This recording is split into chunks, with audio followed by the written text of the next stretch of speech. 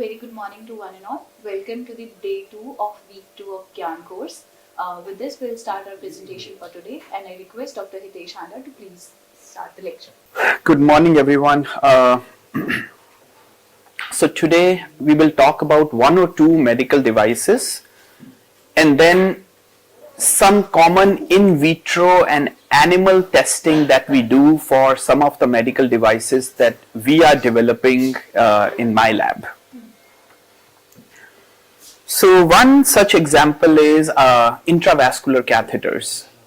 So catheters are used either to inject medicines in the body or takes blood out so that you can test the blood, or for dialysis you are trying to out and clean it and infuse it in the body. Now 90% of the bloodstream infections associated with intravascular catheters. 250,000 per year central line associated bloodstream infections are there. So if you see in this image, there are multiple spots where infections can happen. So where there is a catheter and skin interface, where I have that biofilm zoomed out picture, that's where infection can happen because there is a cut in the body through which catheter is inserted inside, and infection can happen there. And then another place, common place for infection is the hub where a needle is either inserted or to inject or to take out blood from the body. If that hub is not cleaned properly, that can also lead to infection. And we have already talked that how if there is a foreign device in the body, it can lead to clot formation. So clotting can happen, and in the clot, bacteria can get trapped. So there can be a biofilm and clotting happening together. And during endotracheal tube insertion, there can be an injury, and now that injury can inoculate, like it's giving a space for bacteria to start growing. 33 to 50% of deaths in patients with pneumonia. Common bacteria involved in ventilator-associated pneumonia are Pseudomonas, Acetobacter baumannii, MRSA. There was this study conducted in Spain where now people have silver coated endotracheal tubes which should reduce biofilm formation and VAP, but data is not significantly statistically significant. This is just an image for endotracheal tube with the biofilm and everything growing on the surface. Sir? Yes. Is it evenly silver coated or silver endotracheal tubes? They can cause antibiotic resistance? Yeah. But yeah, and the more problem with silver is it's very toxic. That ions, the silver ions, they are not differentiating between bacteria and healthy cells. So, okay. So endotracheal tubes infection is a huge problem, right? Another one, diabetes is a problem, right? More than 30 million people in US have it. Now, you need insulin that helps metabolize glucose. So now your body is not making enough insulin, or it's not using the insulin well. So your glucose is not getting metabolized, right? And it can lead to heart problems, stroke, kidney disease, and all those things. Now, standard strategy is you do finger pricking to see what's your blood sugar numbers and subcutaneous insulin injections. But can we do continuous monitoring of glucose so that you can have an insulin pump that's continuously delivering insulin depending on the need of your body? So Juvenile Diabetes Research Foundation, we were funded by that organization, and we are going for a conference to Amsterdam 10 days from now. There we were developing, so the problem with the insulin pumps right now is there is a cannula that's going in the stomach that's delivering insulin. But the problem is this cannula can get clogged, or bacteria can infect the cannula, or proteins can grow, and foreign body response, proteins can cover the cannula, so now your insulin is not coming out at the desired rate to the body. There are some videos you guys can watch. So cannula is clogging, it can cause inflammation, it can cause infection, foreign body response, so it can encapsulate. So now the patient every 2-3 days needs to change the location of this cannula. And it causes problem with the absorption of insulin, accurately delivering insulin. So how to take care of that issue? So here, anti-fouling surfaces, antimicrobial surfaces is what we need. Blood is not that big of a deal here, but how to prevent that foreign body response or proteins adhering there that is clogging it, and how to prevent that infection from happening so frequently. So next, let's talk a little bit about hemocompatibility testing. Now, for hemocompatibility, some of the things we want to test in vitro studies and in vivo studies, right? Before we go to any animal studies, we have discussed we want to do enough in vitro analysis that we know it's going to be successful in an in vivo model. Now, for in vitro studies, some of the studies we want to do is protein adsorption. Is protein adsorbing on the surface? How much is adsorbing? We talked about it before a little bit. Platelet adhesion. Are platelets adhering to the surface? Are they getting activated? Are they leading to clot formation?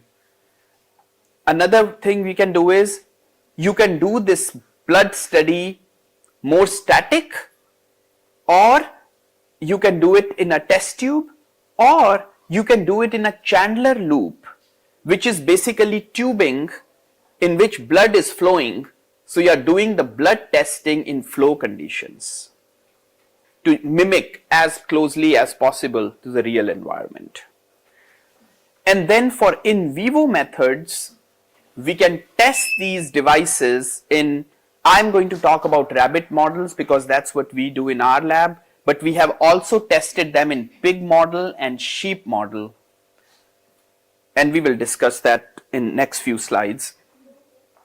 So from we start with static, and we want to go more towards dynamic testing, and we start with small animal models, and in the goal to move to a larger animal models. Okay, so when blood material interaction scenarios,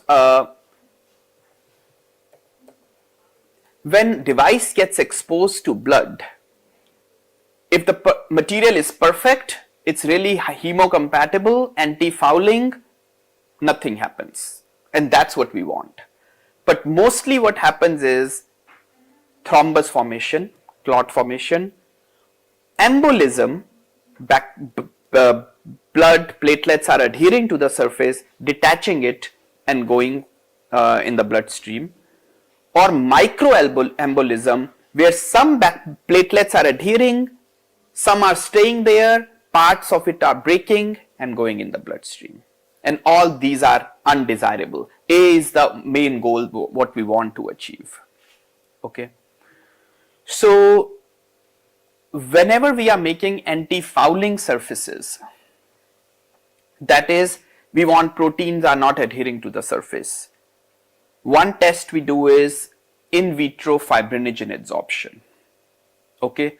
So what we do is, we have a 96 well plate. We put our surfaces in the 96 well plate, we get fluorescently labeled fibrinogen, we can put that and compare different surfaces. Or you have fibrinogen and using ELISA kit, you have FITC labeled, and then you check after 1 hour of exposure to protein, how much protein is adhering to the surface. And then you can compare fluorescent imaging that you have more protein or less protein or which surface is more desirable. Okay, so that's one type of study we do for protein adsorption. For in vitro platelet adhesion, what we do is coat 96 well plates with your different polymers, expose your polymers to fibrinogen because that's what's happening in the body.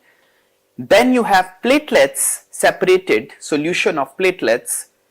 Then you expose your protein coated polymers to platelets, and then you wait for 1 hour or 90 minutes, and then you see how many platelets are sticking to the surface and compare different surfaces. Okay, so this can be a little bit more 96 well plate, so there is not too much solution, more static, maybe a little bit shaking, those type of studies. But one challenge here is, I'll talk about what those are, but basically Norel you can think about is a material that's very desirable, and control is a controlled material, and you can see how you have 8 replicates and you have significantly more platelets adhering to the control polymer than Norel. Norel is NO releasing surface, so it's some of our old data basically showing that we are reducing platelet adhesion to the surface. Okay, but one challenge with this method is, what is the challenge with this method? This in vitro platelet adhesion method. So there is absence of those 150 proteins that the blood offers. Sure, but fibrinogen is the main culprit. Yeah, so okay, if that's taken care, what else is a problem? The pressure of the blood flow. Yeah, so there is no flow, blood is not flowing, but that's what's going to happen. And kind of your first answer was close enough, that because it's in vitro, we cannot do more than 1 or 2 hours of study, in vitro study, right? Because proteins are getting denatured, platelets are not going to be very active after some time. So you have just 2, 3, 4 hours after fresh blood draw to do these type of studies. So you cannot do longer term studies with this method.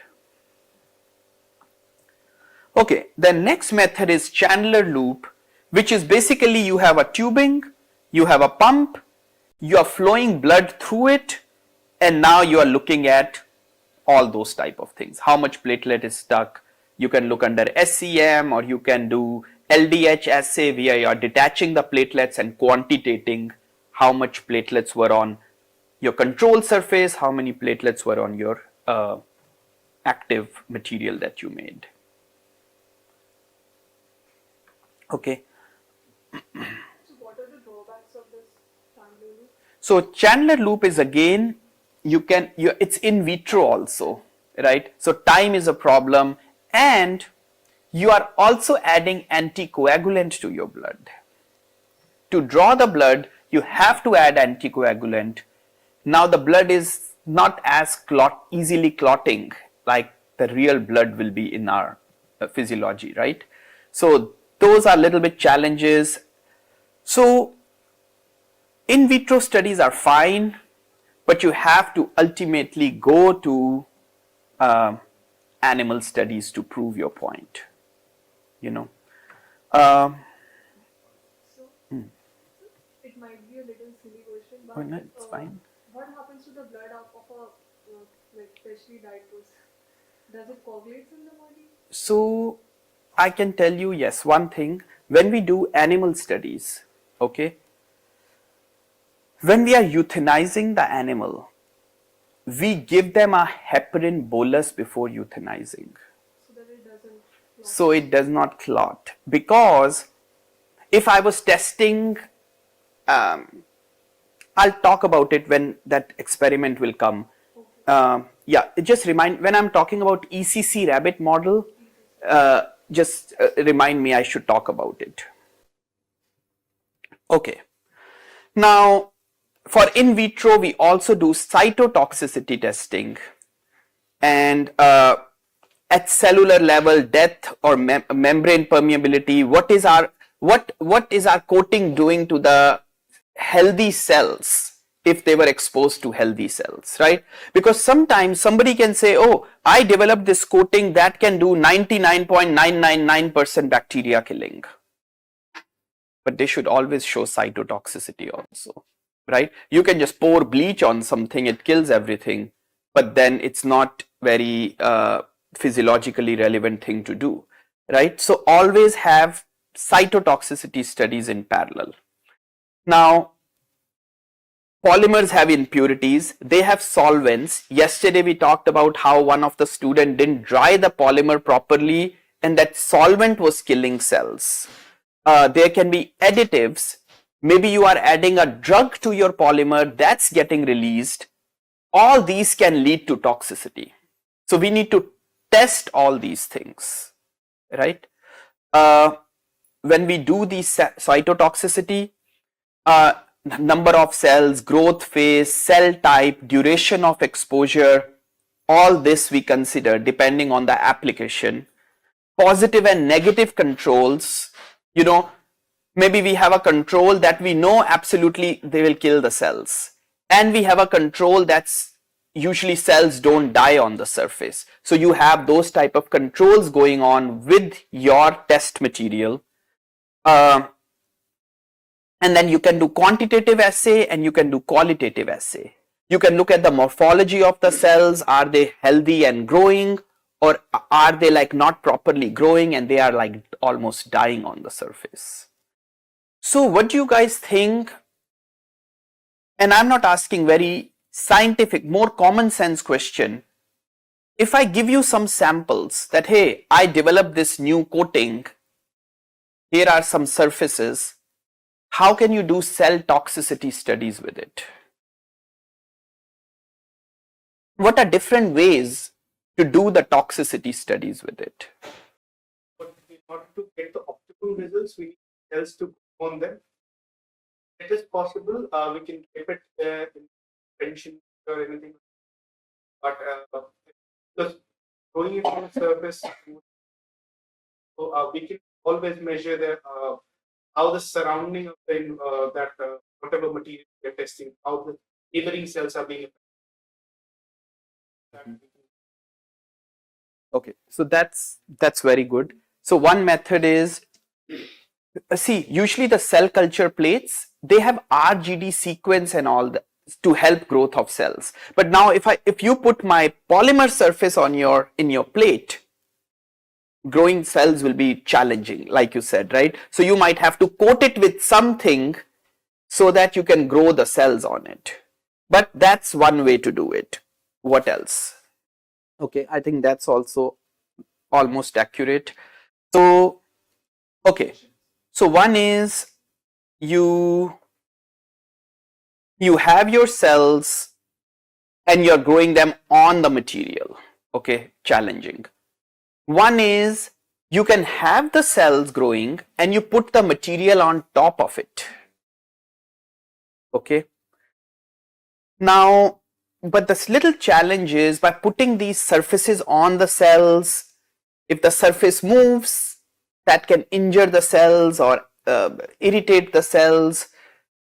So another method that we do sometimes is have the cells growing and then suspend your material without touching the cells.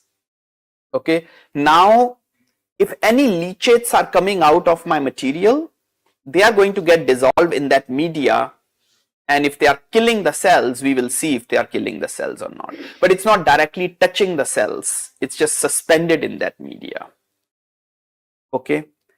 And another method is we can take the leachates out of my material and now put those leachate solution in my cell culture. See, this you can do it for few days also. You know, if I want to see 1 week of leachates, so I can collect 1 week of leachates and pour it in that cell media. Now, if something is leaching out, monomers or impurities or drug is coming out and it's a lot, we can transfer it and see how the cells are behaving.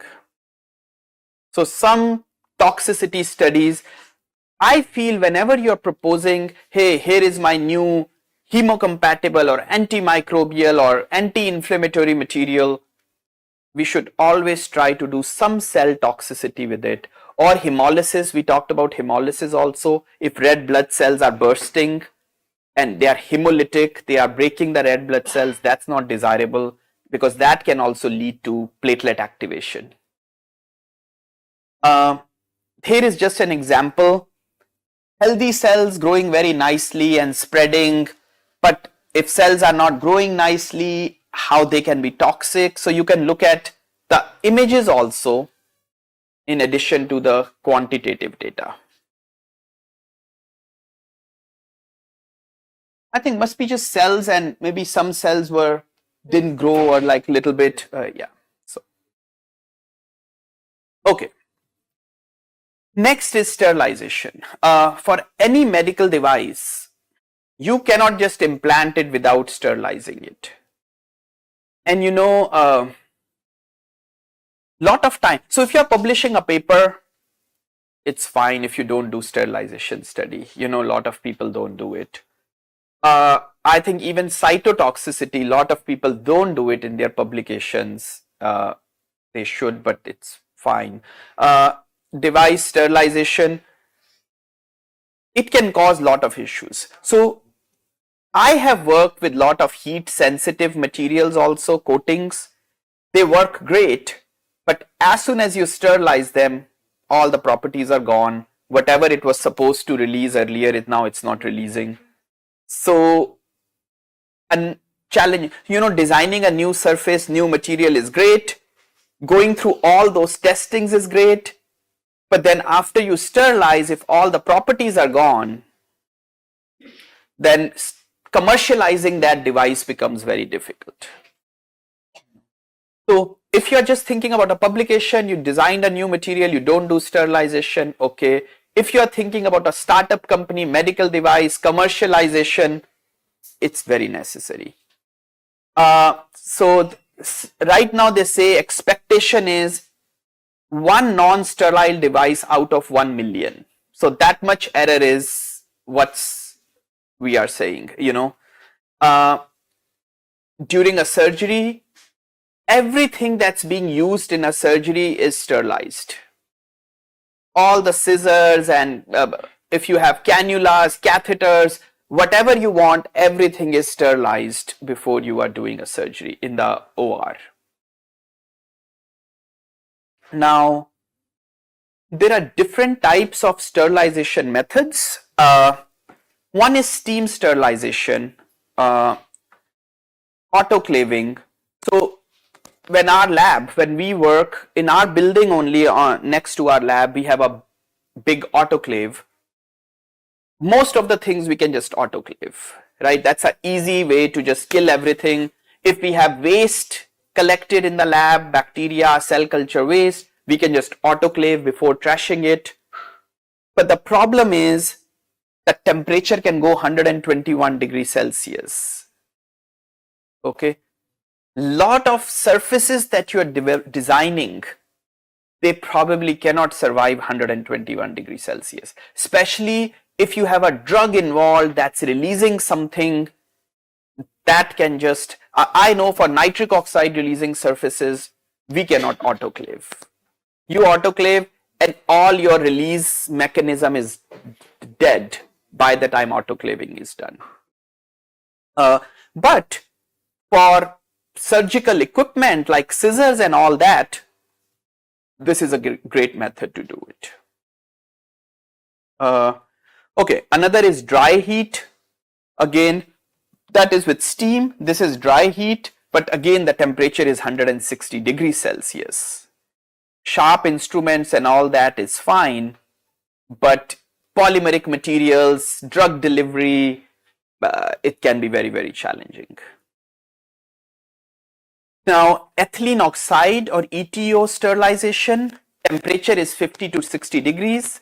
There is some humidity. Cycle time can be 24 hours. Preconditioning sterilization hazardous to staff because you have ethylene oxide, and it's performed after packaging. So usually we have these packages. I don't know how many of you have ever sterilized something or you do it here.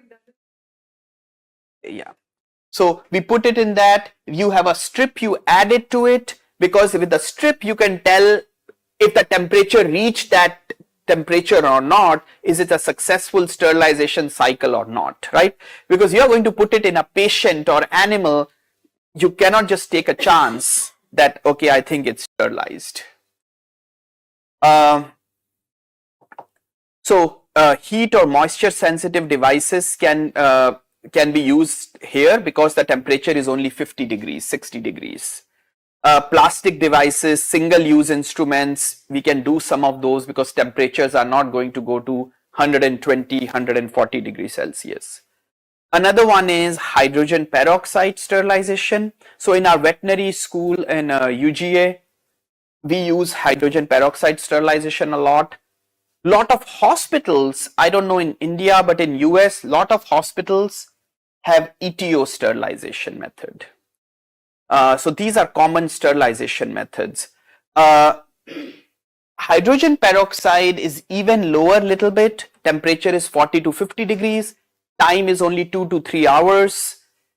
More eco-friendly. So this is a good one for our devices that we are developing in the lab. ETO is also okay for us, but the other two, dry heat and steam, that's too much temperature and very harsh conditions. But they do it in a more controlled way, right? But hospitals have that mostly. I know, but maybe they have enough precaution, you know. Being working in a hospital as a doctor in the capacity like. I think it will be more for people who are working near that sterilization equipment. Overall hospital, there in the hospital. Oh, of course. Oh, definitely. No, definitely. See, they have to be very careful, right? Because every day that staff is exposed to a lot of things, right? They are drawing blood from patients. If they can by mistake get a finger prick, you can transfer, infections. So that's why I think you guys all know probably, they say never to put the cap back on the needle. Yeah. Right? So after you are done, you should not try to cap it back, because while doing that, there is a good chance you can get hurt, right? But yes, see, that's why doctors, after seeing every patient, they are washing hands, they are wearing gloves. How to even wear and take off gloves properly, there is a training for that. So, but you are right, if flu season is going on, those are the ones who are getting exposed to patients. COVID-19. Yeah, of course. So that's the. So doesn't doctors have more of resistance?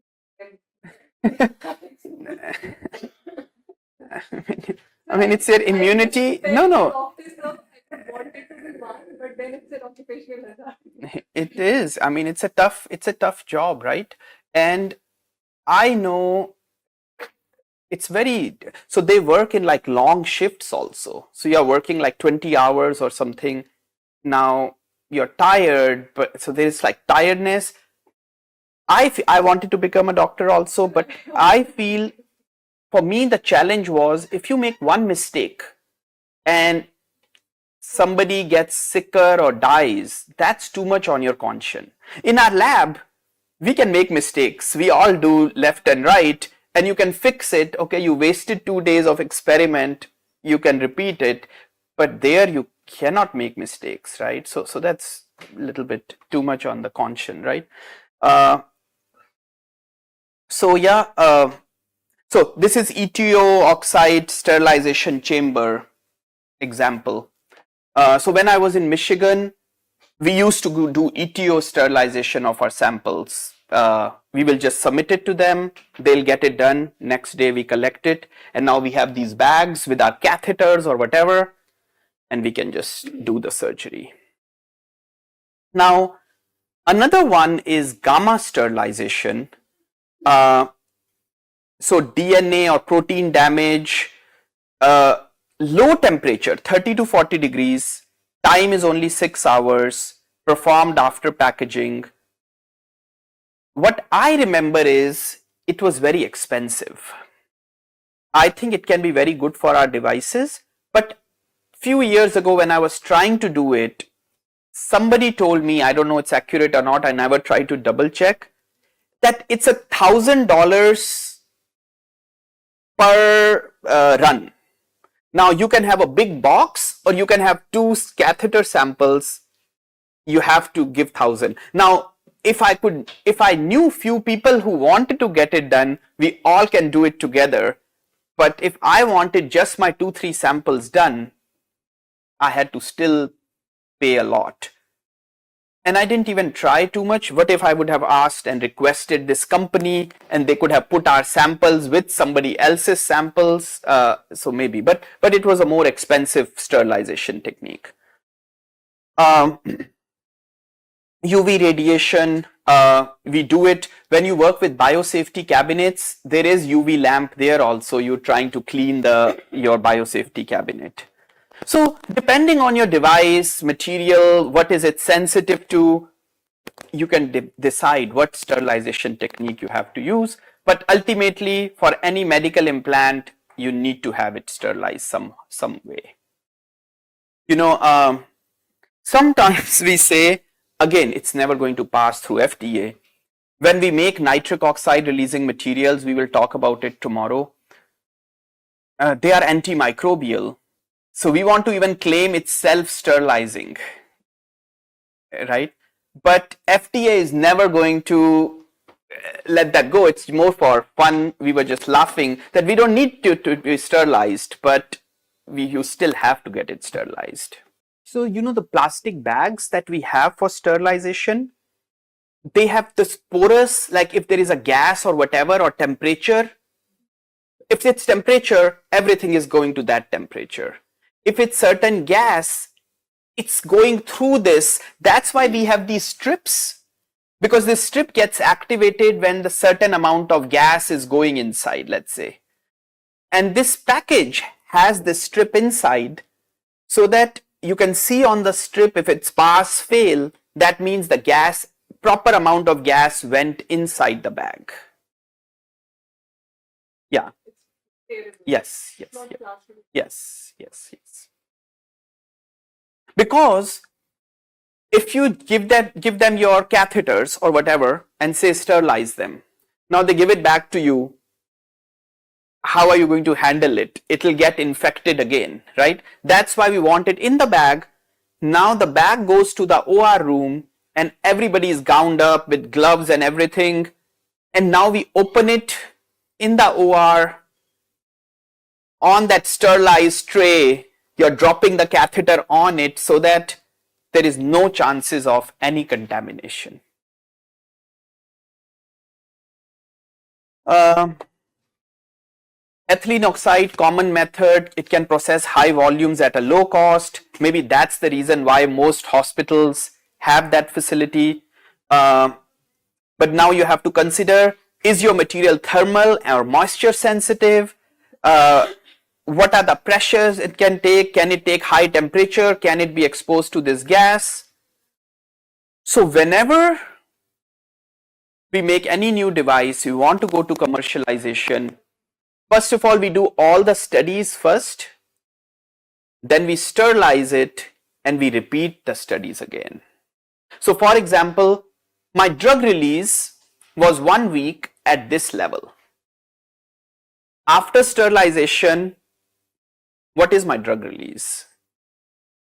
You know, huh? It should not decrease, right? So But it does. it can decrease, and that's bad. Or my mechanical properties are this much. After sterilization, what are my mechanical properties? Or my surface look like this under SEM, roughness, AFM. After sterilization, is something happening to my roughness of my surface? Right? So studies are important before sterilization because you need a number to compare to, right? What's the fresh number? And then after sterilization, we still need to maintain that quality because in real life, only sterilized devices are going to get used. Gas is okay, maybe, gas is fine, but we just don't want bacteria to grow. And maybe the size or whatever it is, the pores, that's not big enough for bacteria to penetrate. Like it's a packaged material now, So it's important, right? How the mechanical properties change, how the surface change, how the drug delivery change. Even we do bacteria studies afterwards. First it was killing 99% bacteria. After sterilization, it's still killing 99% bacteria. We have also done studies comparing different sterilization techniques. Gamma sterilization, then what happened?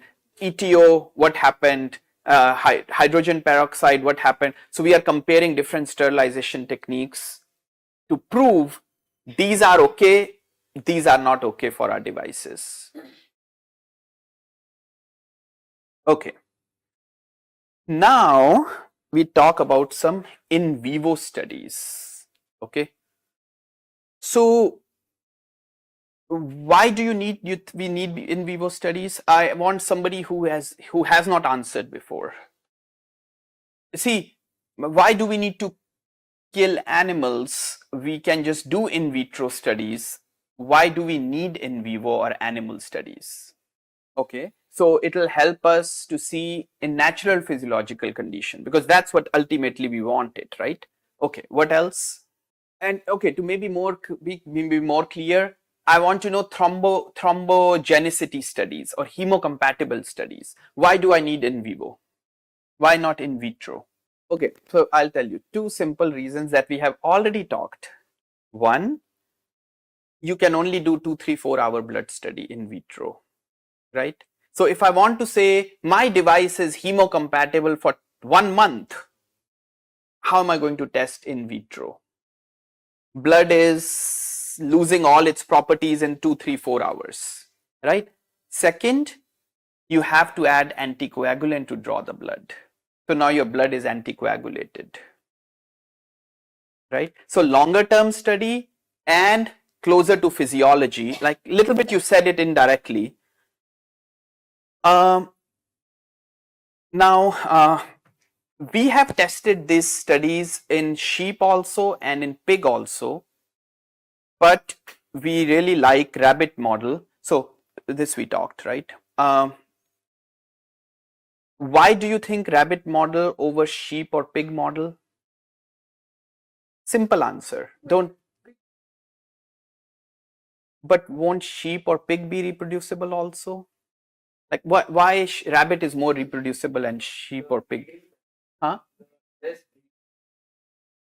Sure, but when I'm ordering rabbits or I'm ordering pigs, it's fine, right? Easy to handle. So easy to handle because that's right. Because when we did rabbits, 2 people can take care of the study.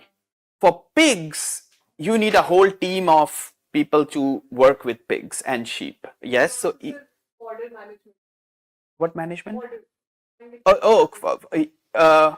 That's okay. I mean, the staff in veterinary medicine and all that, they are well trained to do those things. Okay, but another very simple reason, cost effective. I don't know exactly, but maybe a pig can cost $2,000-3,000 or a sheep, and rabbit we can get it for $400-500. So 4, 5, 6 times more expensive. Okay, so we can do like a 10 rabbit study for $10,000, but for a 10 pig study it might be $50,000 because not only pigs are more expensive or sheep are more expensive, you need now 4 or 5 people to take care of a pig study. But rabbit, only 1 or 2 people can take care of a rabbit study. Actually, we just ended a big study last week. I have not seen the results yet. I'll show you some of the models we use. So, inexpensive, easy to handle, and we can get lot of different data that I'm going to show you maybe tomorrow and talk about the animal model today. But we can get lot of good data with this model. So, lot of blood from rabbit, pig, sheep is fine, but rabbit and sheep, pig and sheep blood clots little faster than human blood. So we still tested. We have published a paper also on both pig and sheep models. Now there is another issue, right? Lot of these studies we do it in my lab. Okay. Now, but our lab is not a completely animal lab. You know, we might do 10, 20, 30 animals, 40 animals in a whole year. You know, maybe this month we did 10, 15 animals. 2 months later, we will do 10, 15. So 40, 50 animals in a year, let's say. If we want to do pig or sheep, I need a more trained staff. See, rabbits, my students can do it. Lot of students don't want to do it. Only like 10% of the students are passionate about doing animal studies. Okay. But the benefit is they get lot of papers. Because in the lab, whoever is making new coating, it needs to be tested in the animals. They need to be involved in those studies. Who will test the animals? So there is a benefit, but it's very time consuming. Now, my students are doing their PhD in materials and bacteria and blood and all that, and doing some animal studies, let's say 50 days in a year. I'm just saying approximately. But if I have pig or sheep studies, I need to have a more dedicated staff who are really good at doing those studies. But either I do study every other day, or those people are going to be just sitting and waiting for the new animal study to come. So, or we collaborate with other labs who have dedicated pig or sheep study researchers. So you have to think a little bit in those terms. Yes, that's a good question. So I'm going to show you the studies we do. Let's say if we are putting a catheter in an animal for 1 month. The blood vessels of rats are so small. Yes, rats will be preferred if we could, but the amount of blood is so less in rat. You know, don't ask me. She asked me very difficult questions. How much blood is in the rat? I have no idea. I'm just telling you before, okay? Before you even ask that. So, oh, how much?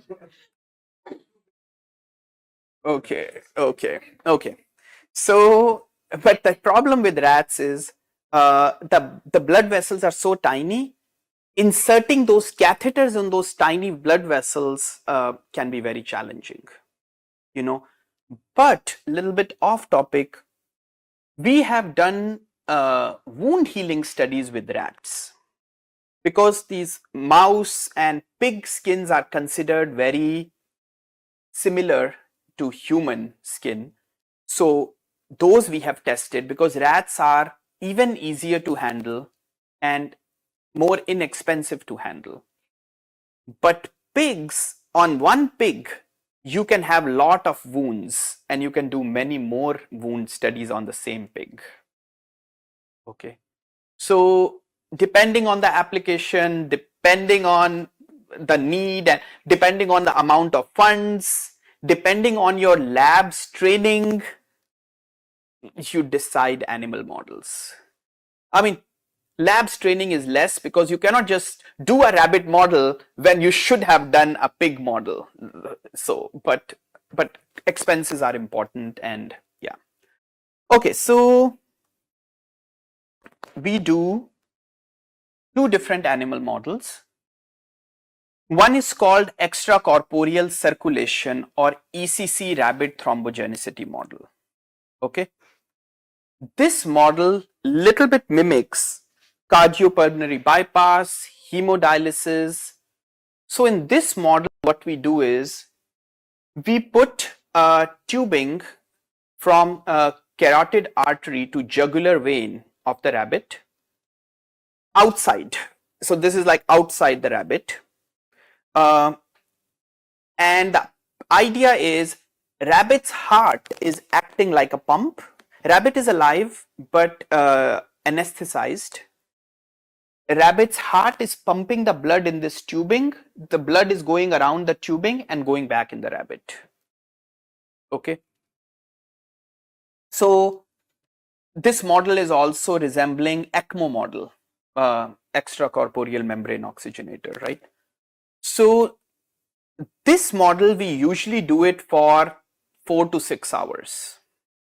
And the reason is keeping rabbit anesthetized for more than 6, 8, 10 hours is rabbit might die almost in 20 hours or something, keeping the rabbit anesthetized. But I have collaborators in US Army. We do similar type of study in a pig model and they can do 72 hours of study. But we need much longer loop, like meter, 2 meters or something, for a pig model for the blood to go through this tubing. But they can do 72 hours. We don't do it. One, we don't have that training.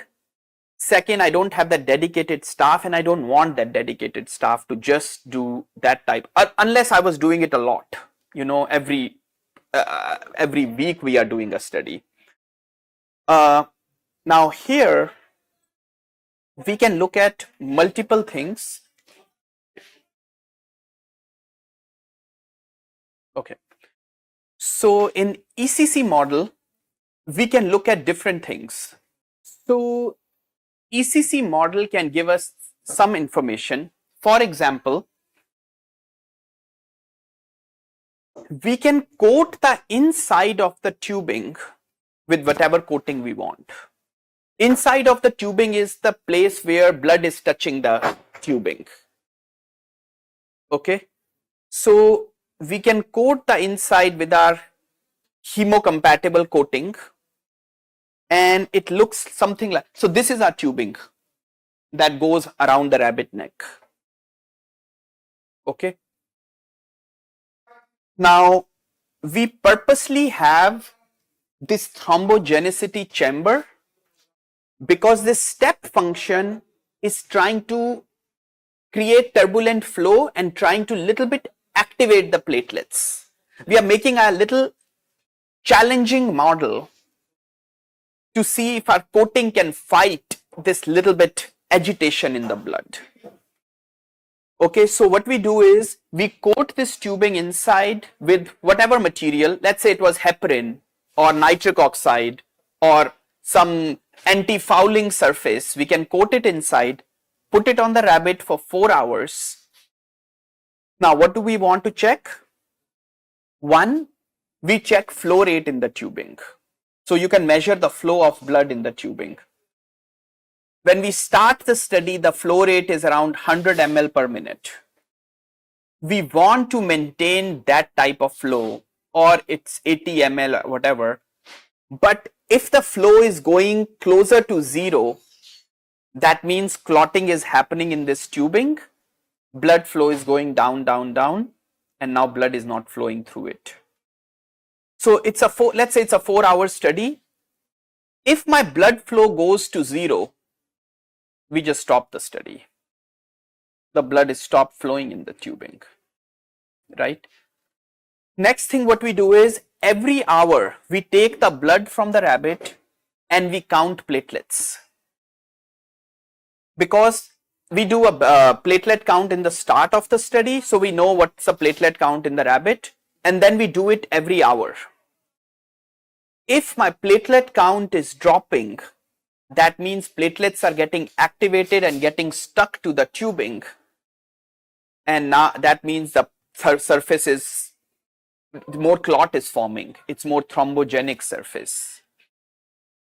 Another thing we do is at the end of the study, we stop the flow and we give that heparin bolus so that this tubing does not get clotted when we are euthanizing the animal.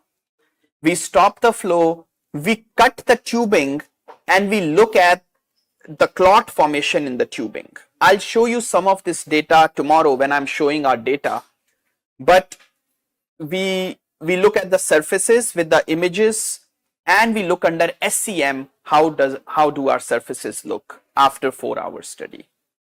Okay, so lot of good information we can get with this, but more short term study. Now, in actual hospital environment, when people go through cardiopulmonary bypass or hemodialysis, they are on heavy heparin dose. We don't give any heparin to the animal, so this continuous flow is happening without any heparin, and only our coatings are preventing clot formation. And you can imagine, we have a lot of data to show you tomorrow that it does not clot, but usually when it's a foreign surface like a uncoated tubing, lot of time within an hour or two, the tubing just clots, because the blood is seeing this foreign surface. When it's flowing on this foreign surface, it gets activated and it wants to clot. So to use any human blood, so for animals, I'm going to talk about all the animal protocols, how do they get approved. For human blood, we need IRB. There is a review board that approves, maybe here also, and it's much more stricter. Even if I want to just take blood from you to do some studies, there is a huge process of getting it approved. We had an IRP approved, but then COVID happened and we never did anything with that IRB approval. I'm going to show you some data tomorrow for 1 month study also, not this type of model. So if you are designing a coating, somebody might be designing a coating that lasts for 1 hour. Somebody might be claiming, oh, my coating is fine for 1 week. So it depends. Honestly, if you can just prevent coating for 1 hour, clotting, that's okay. You don't, for 1 hour, you can give somebody heparin also, kind of, right? But ECC, we can, so when we do in vitro study, we can show nitric oxide release or heparin activity for, let's say, 1 week. But this model cannot go beyond 4 hours. So we are just showing 4 hour data here. But if we want a longer term showing that my material hemocompatible, in 2 slides, I'm going to show you a longer term testing model also. Yeah. But of course, here we want to show that your material is working for 4 hours. That's our goal to show here, that it's working. We also do, I didn't tell you, after that 4 hour period, we still show that my material is still releasing drug. So if it's nitric oxide release, I'll show tomorrow, even after 4 hours, it's still releasing it. But clot is not forming, right? That's what we are showing, that we are preventing clot formation. We had nitric oxide release for earlier. We have nitric oxide release even after 4 hours. In vitro, we show we have nitric oxide release. So we are proving our point that it's working. Don't get confused. Don't even look at it. I just found a good image on internet. That's why I'm showing it. But I'll just tell you, you will understand. We said that when somebody has heparin, their blood is now not clotting properly, right? Because if somebody gets hurt, they have heparin, it'll be difficult to clot and it'll take longer time to clot. Okay. So what we do is, with our rabbit study, we do this aggregometry study. Now what this study does, every hour when we draw blood, I'm just thinking how much to discuss this. Okay, so I centrifuge and get platelets, PRP and PPP, platelet rich plasma, platelet poor plasma. I put this in this instrument, aggregometer, and I add collagen to this PRP. Collagen, what does collagen do to blood, to platelets? Clots? Activates, right? So I'm purposely adding collagen to see if my platelets are clotting or not, or activating or not. Because with nitric oxide releasing technology, we are claiming that it's only preventing clot formation on the surface, but nitric oxide does not have a systemic effect in the body. If somebody gets hurt, the blood will still clot. Only that device surface, it's preventing clot formation. And this is the method we prove it. So when we add collagen, the blood clots. So that means nitric oxide is not staying in that PRP and preventing blood clotting to happen. So this is the technique we use. Every hour we keep showing that, hey, my blood is still clotting nicely. This nitric oxide is not interfering with the blood clotting. Okay, so that's this instrument that we use.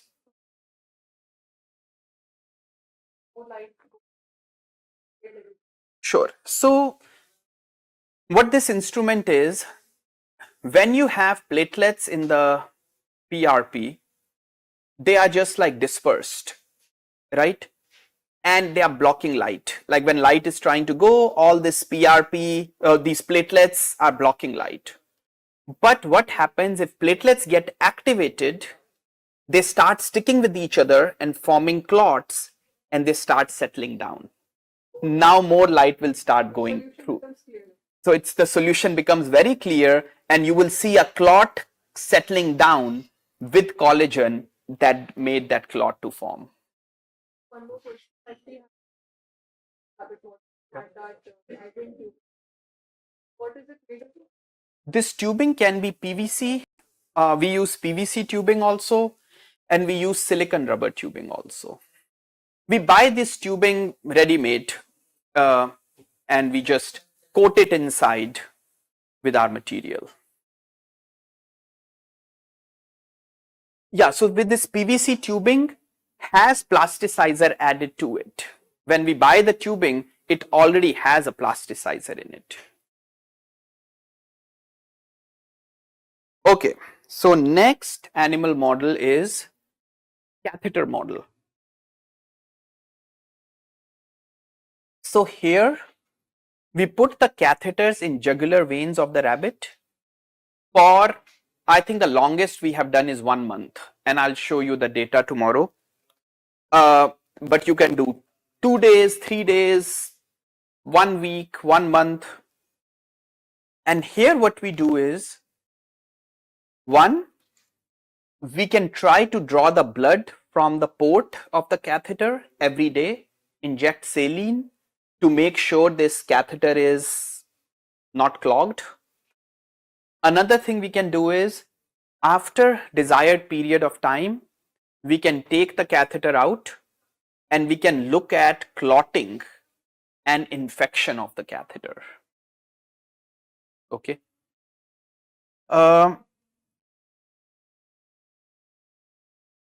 Now, I said we can do clotting and infection. We used to do infection also in that study. But one challenge is, if you are putting a catheter that has no bacteria on it, now there is no bacteria you didn't introduce any bacteria. Maybe, and if you did the surgery very nicely, very like in a sterile condition, ideally you should not have any infection, right? So that was the challenge we were having, that when we were doing the study, very few catheters were showing infection. Now you have to do a lot more. See, in a human trial, in a clinical trial, that's the way you have to do it.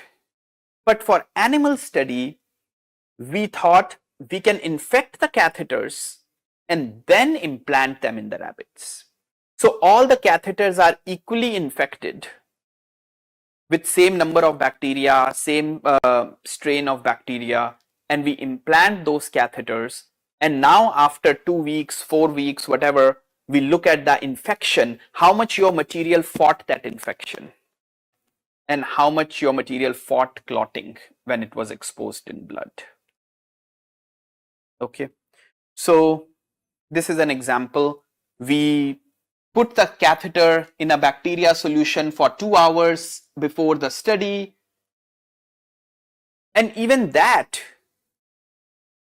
we did a control study first to see how many hours we need to expose the bacteria to what concentration solution.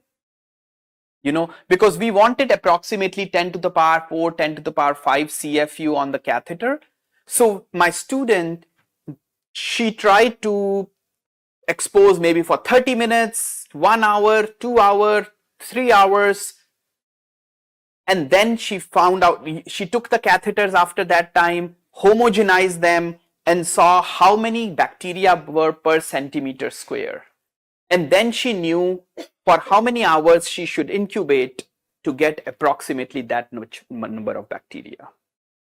Okay, so now when the study is done, we take the catheters out, we homogenize them, we plate them like we talked, and you know how much bacteria per centimeter square. Tomorrow I'll show you that data.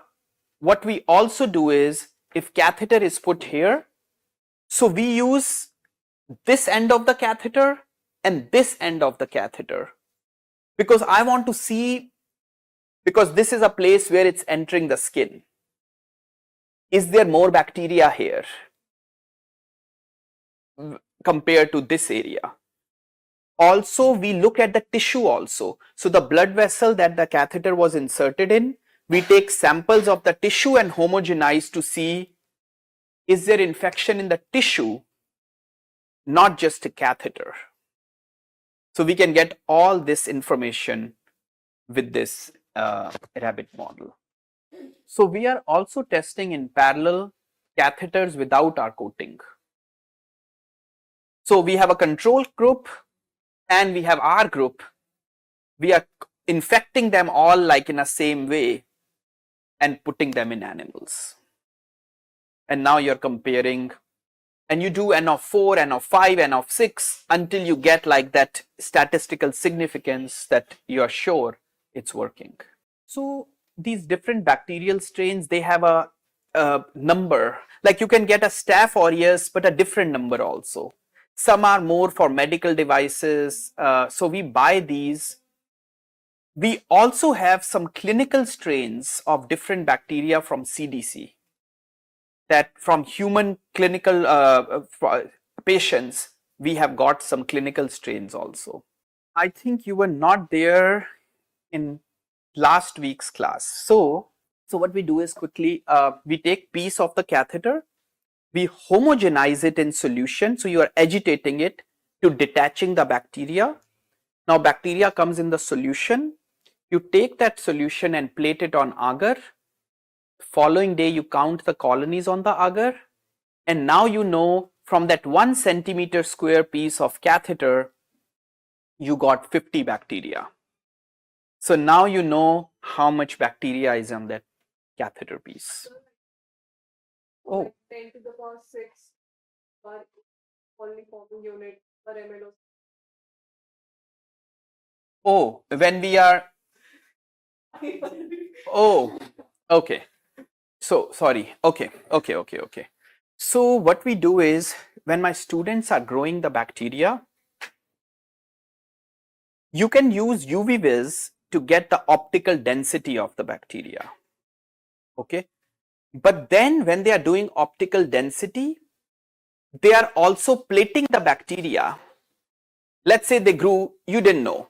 You grew it for 5 hours, 8 hours, 12 hours. and you're getting some optical density, or you're diluting that optical density, and you're plating also. So now you have approximate idea that for this optical density, you have this much bacteria in the solution.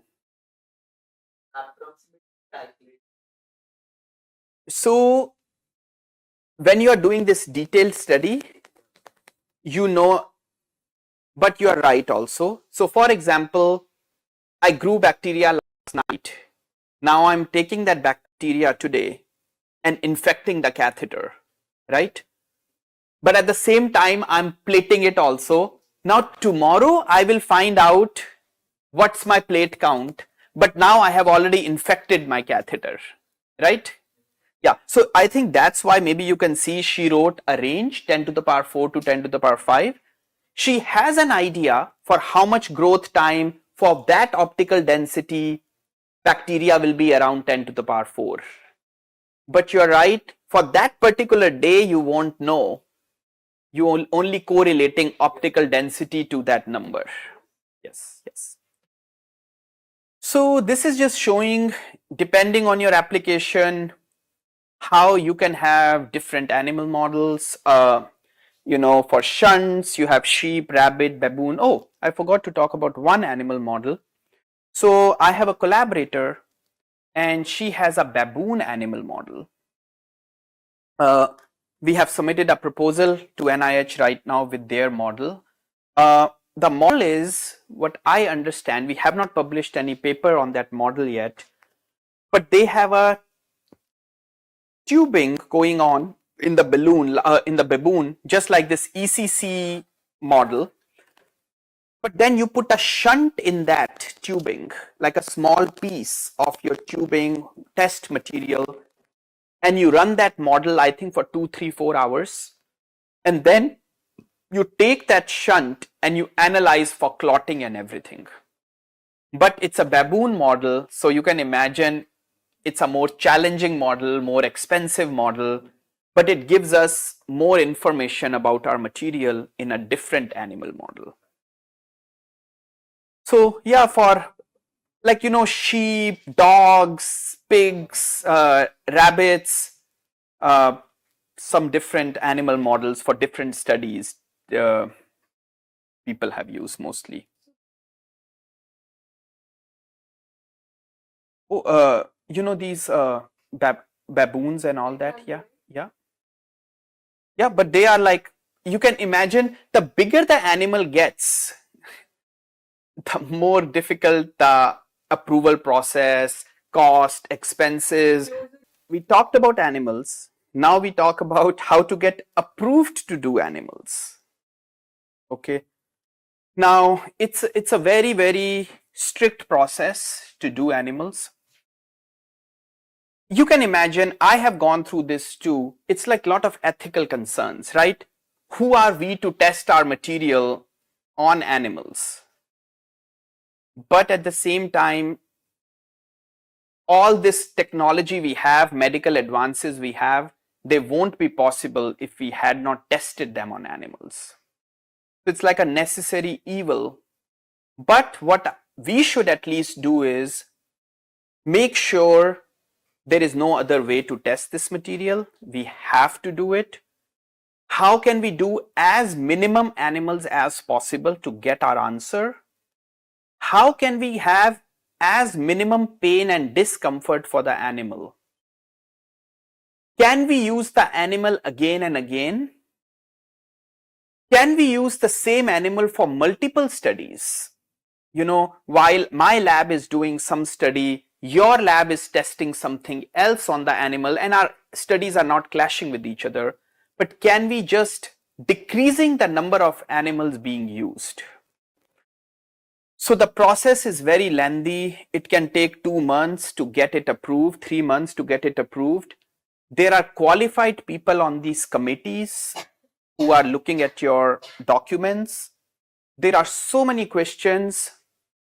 Males will be used or females will be used. Why only males? Why only females? 1 animal per cage. Why 1 animal per cage? Or if 2 animals per cage, why 2 animals per cage? How often you will give the drugs? How much drug will be given? If the temperature of the animal goes above this 102 degrees Celsius, what to do then? Just everything they try to think of, just so that you are not misusing this system and you are well prepared to take care of the animal. You cannot make a single change without getting it approved. So let's say we are doing the animal study. We said we will give aspirin and there is no aspirin, and you're like, oh, it's okay, why don't you give this other drug? It has the same effect. We cannot do that. We have to get permission from, if it's an emergency, rabbit is sick, you need to give a medicine, you don't have medicine, the best thing is you get it approved, but approval can take days. So if there is an emergency, you need to contact the veterinarian on duty, explain them the situation and see what they advise. Students cannot touch the animal before getting approved and going through all the trainings. You cannot just say, oh, I'll help you with the study. No, you cannot even touch that animal without all the trainings are done. So just a very, very, very thorough and strict process to get animals approved. Only use if essential, justify and minimize the use of animals and avoid pain and suffering. That's always the goal. And research findings will be meaningful and substantial suffering will be minimal. You have to prove this. We have to, when we submit this document to get approved, we need to show literature evidence that why this study is essential, why we cannot do it without this study, why I need 10 rabbits, why I cannot do it with 5 rabbits. You just need to explain everything very thoroughly.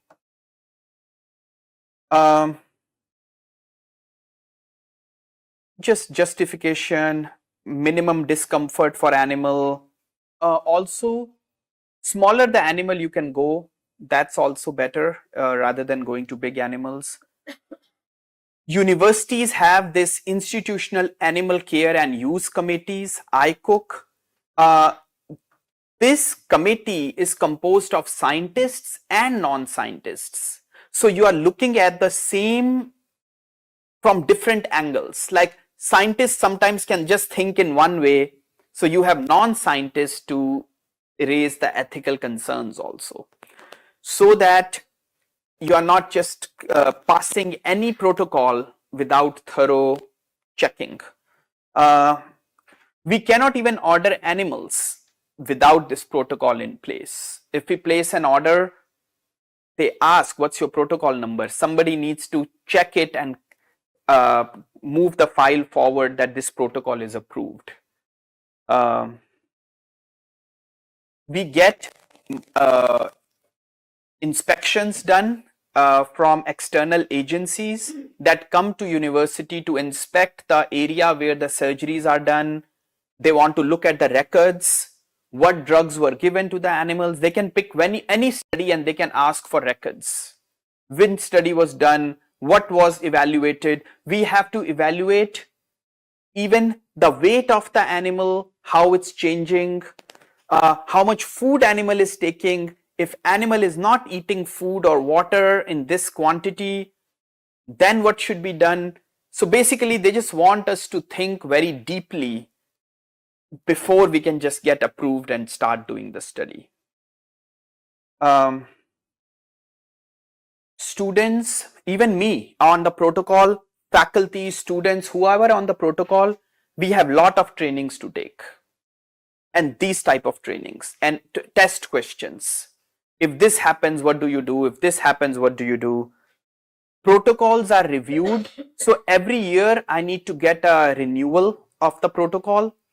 And every 5 years or 3 years, I forgot, we need to resubmit the whole protocol again for a thorough, full review. Because they'll ask, what was done in the last 4 or 3 or 5 years? What were the results? Why do you still need this protocol to be active? They want to just see everything again and reapprove you.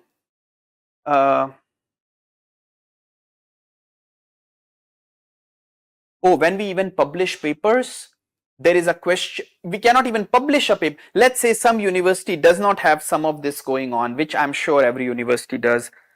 To publish a paper, you need to again give this protocol number. So you cannot even publish a study if you didn't do it properly. And your university can get in huge trouble if you didn't have this protocol approved or something.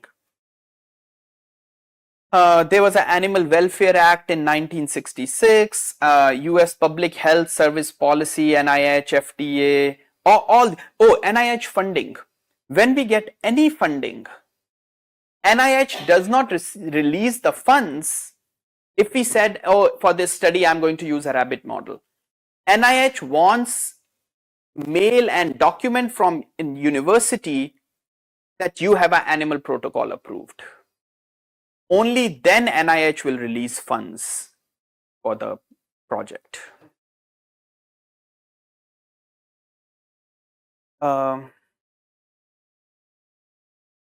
Also, depending on the study, the approval process gets more and more complicated. There is like category B, category C, I don't know exactly. The more, see, let's say you want to just see behavior of an animal. You're not giving any drug, you're not doing any procedure, you just want to see the behavior. Maybe that will be a much easier protocol to get approved, right? If you are putting some device in the animal, minimal invasion, or let's say you're putting a suture on the animal and you're seeing how quickly it dissolves or something, easier protocol. If you are infecting the animal with something, it's getting a little complicated. If you are injuring the animal, it's getting a little more complicated. So depending on how complex your study is and how much pain animal can have, you can keep getting more and more complicated and approval can get harder and harder. To give you an idea, we have animal protocol for the 2 animal models I showed you. But then one of my students wanted to do a study with the rabbit skin. So when I submitted that protocol as a supplement addition to the existing protocol, it got approved very fast. Because when we are euthanizing the rabbit, we are just taking their skin to do another study. We are not saying we will order new rabbits just for skin. We are just saying we already have rabbits. When we are euthanizing them, when the study is over, we will take some skin from that rabbit. So now there are less questions because that rabbit is already there. We are treating it properly. When it's getting euthanized, we are actually using it for another additional study. So that's always desirable, that you are minimizing the animal usage. We have to prove that species is a relevant model based on the literature or science. Number should be, we have to prove with stats that how many rabbits will we use, why that many rabbits. We cannot deviate from anything. You know, it has to be, we can submit that request. If we think of something, we can always keep submitting requests and they will approve it if it's a reasonable request. But we cannot assume, oh, this is such an easy request, I can just do it and they'll they'll approve it later. No. No unlisted people allowed, or everybody should receive training. We have properly trained staff for care of animals. They are trained to see the symptoms in the rabbits. If temperature is more, food intake is less, water intake is less, animal is getting aggressive, they are on duty all the time to look at all those things. Another thing they tell us is that when we publish papers, we usually should not take pictures of the animals during surgery and try to post those pictures in the journal. I mean, I don't know if it's not allowed, but ethically it's just not Good. So that's why when I show any studies, I'm not going to show you rabbits during surgery. Maybe you can show it, but we try not to show those pictures.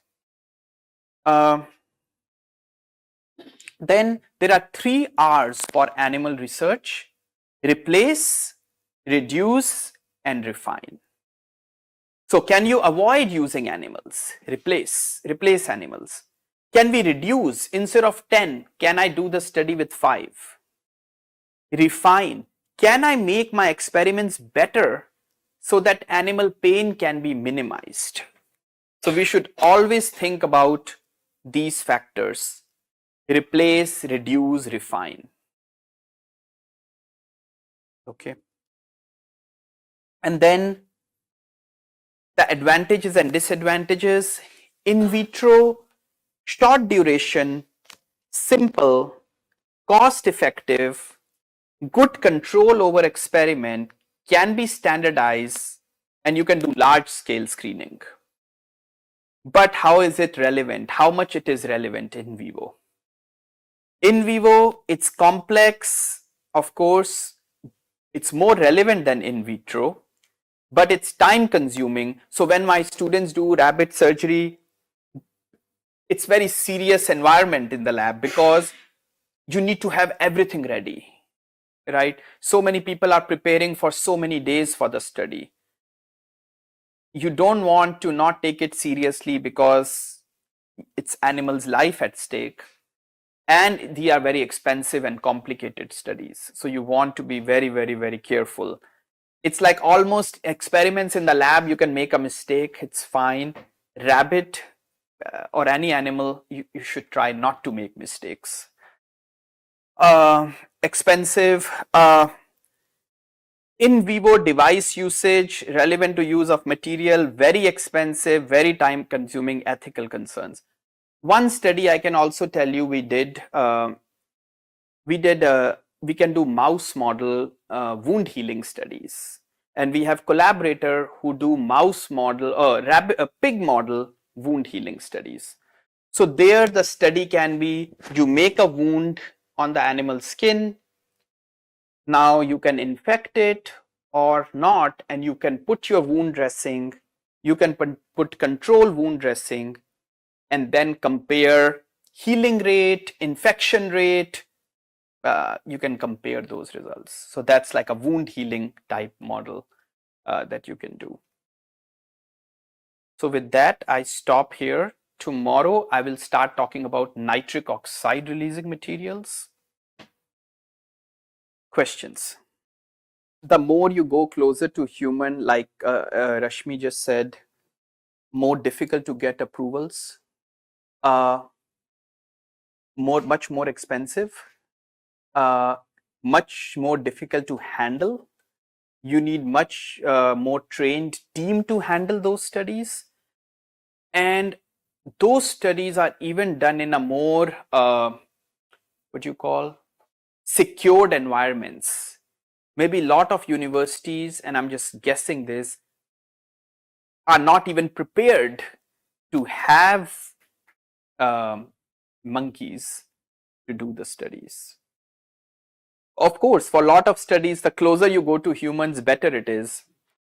But then it's that much more expensive, that much more complicated in doing the studies, in maintaining the studies, in getting the staff trained, expensive, just more complicated.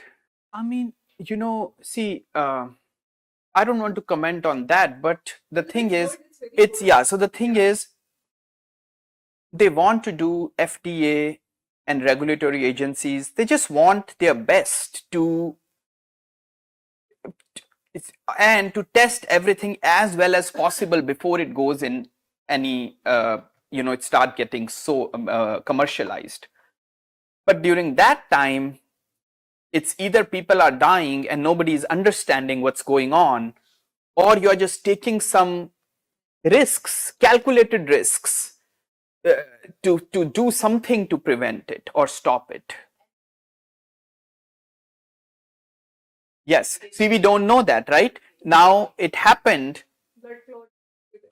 Yes. And so see, this is the thing, but at that time, the situation was such they had to do it, but most of the time they want to understand it as much as possible to avoid those accidents from happening.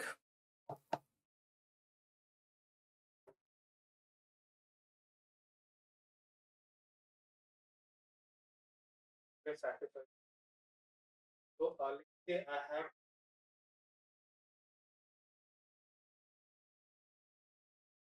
So ultimately, the entire animal or the entire. So can I use those discarded organs to experiment? You can, but get approval. It's easy. I mean, if you just explain it that, hey, I'm doing this study, I'm using the brain, but I want to use kidneys also. And this is my justification. This is my study. I want to look at this on the kidney. You will most probably get approved. But you cannot assume that, hey, animal is going to be waste. Let me just use it. You cannot just assume anything and do it. You can get it, you will get permission, but you cannot just deviate from the approved protocol. And the thing is, they are right also. This is common sense, but maybe something else is common sense for somebody else, but it's not the right thing to do. So if they start deviating a little bit for one thing, then somebody else will say, you know, the study was going to be 4 hours, but let me just make it 4.5 hours. I'm already going to euthanize the animal. What is half-hour study going to make a difference? So people will then start just going little bit off, and then where is the line that you draw? So that's why it's so strict that no, this is the rule.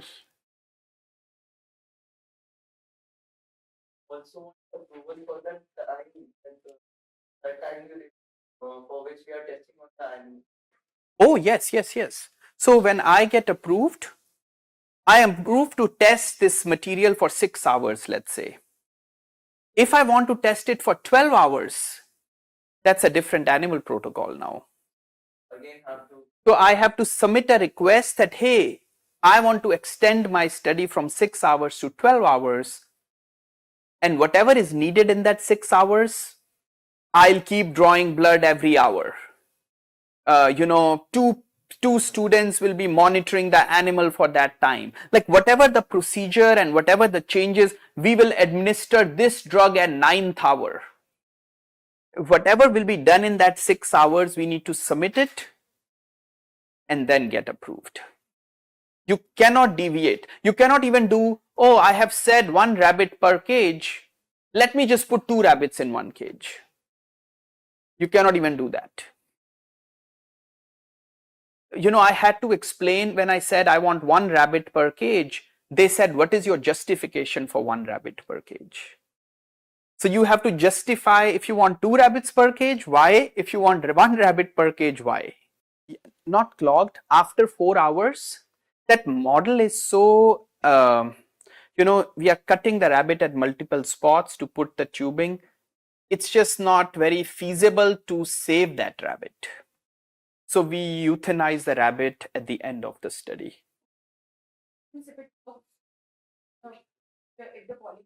Oh, even then, we euthanize the animal.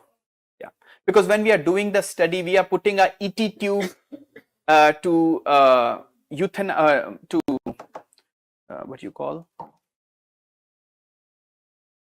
anesthetize the rabbit. So we are putting ET tube, we are putting this loop in the rabbit. A lot of cuts in the rabbit that we are. Yes, so we usually just euthanize the rabbit.